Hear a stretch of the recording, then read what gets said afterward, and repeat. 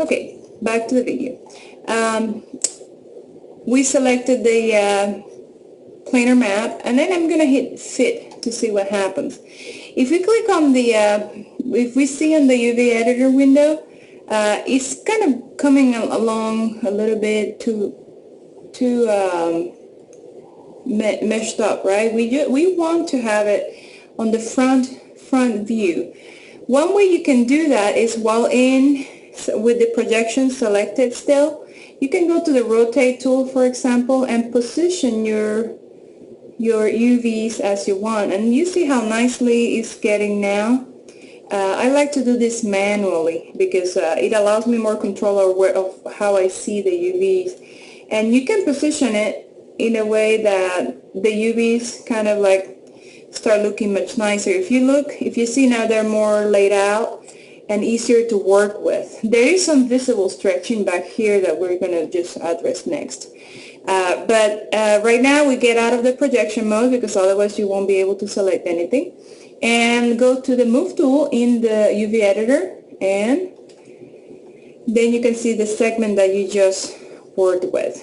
It looks nice. The only thing is that we have a few faces here on the side that are stretching, as you can see here, because we're making a planar projection, so we need to stretch that out towards the sides so that it's better laid out, so that it's not stretching like this.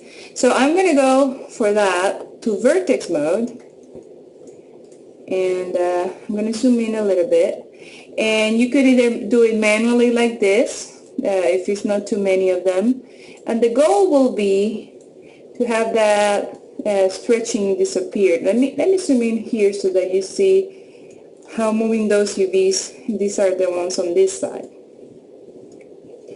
I believe. Let's see. Yeah, it's on the other side actually, but that's okay. We could use the relax tool, this one here, relax until flat. If it times out and you just press escape, I figure that sometimes it takes a little while to respond, like right now. There you go, and that's a little bit better. You see that they're being laid out a little bit nicer when we do that. Let's try the relax until flat on the other side. That's the one we're seeing. You see, as you select here, the UV gets selected on the viewport too. So let's go relax to flat, much nicer. And you see how the UVs actually responded much better, and they have much better placement. Remember, you can always move the UVs to fix stretching areas.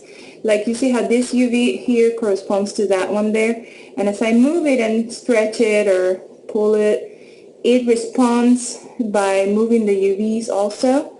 So you could do that. Here there's a little bit of stretching happening there, so we could very well move these, to try to get better placement.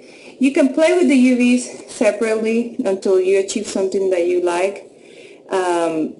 That's why this is a little bit time consuming, and there's no like a easy click button for that, right? We wish there was.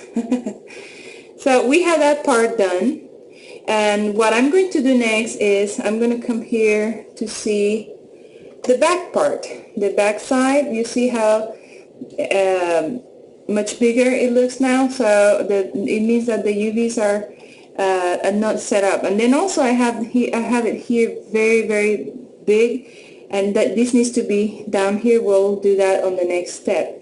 So for now, let's start selecting the UVs just the same way we did with the front part, and then we'll flatten it with the planar map, and then that way we can put them together later.